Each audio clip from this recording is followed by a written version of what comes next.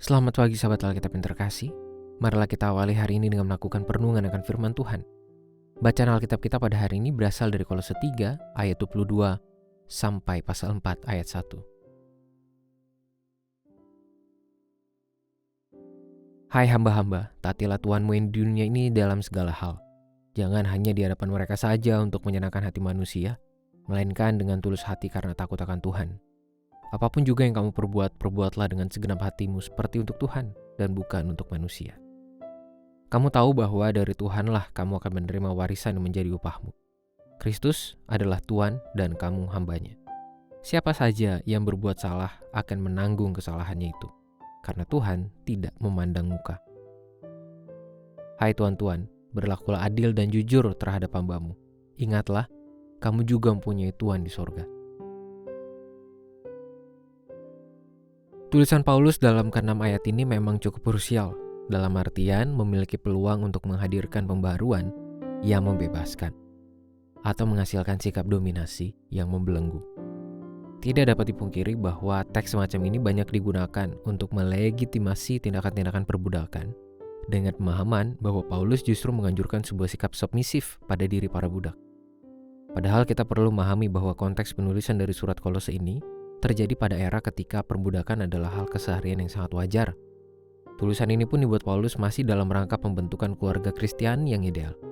Artinya nasihat Paulus mengenai relasi tuan hamba dalam teks ini tidaklah terjadi dalam konteks perbudakan di luar rumah, melainkan dalam hubungan tuan hamba di dalam keluarga Kristen itu sendiri.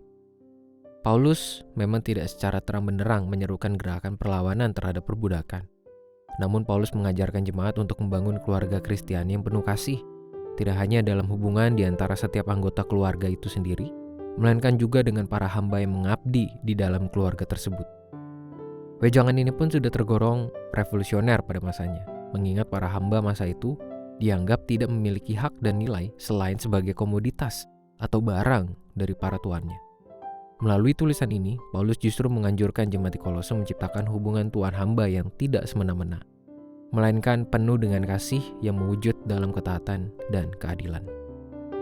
Pada masa sekarang, seiring dengan perkembangan kebudayaan hidup manusia, tentu saja kita memiliki tugas yang tidak pernah berakhir untuk terus mengelaborasi nilai firman Tuhan agar terus menghadirkan perkembangan kualitas budaya hidup itu sendiri. Kita memang sudah tidak memandang perbudakan sebagai hal yang wajar untuk dilakukan pada masa sekarang. Namun tulisan Paulus ini dapat mengantarkan kita pada sebuah pertanyaan untuk direnungkan. Misalnya, apakah kita masih menciptakan batasan-batasan untuk memberikan kasih? Terkadang, entah sadar maupun tidak, kita justru senang menciptakan syarat untuk membatasi kasih. Padahal Paulus pun menuntut jemaat untuk membangun relasi penuh kasih yang menerobos budaya hidup pada masa itu. Perbudakan yang umumnya dipenuhi kesewenangan justru diubah oleh Paulus menjadi relasi tuan hamba yang penuh kasih. Marilah kita berdoa. Tuhan, tolonglah kami untuk benar-benar mampu memaknai, meresapi nilai dari kasih yang semestinya hadir di dalam setiap bentuk relasi yang kami miliki. Untuk sanggup melakukan itu, jangan biarkan kami justru menciptakan batasan, syarat untuk mengasihi. Hanya di dalam nama Tuhan kami Yesus Kristus kami berdoa dan menyerahkan kehidupan kami. Amin.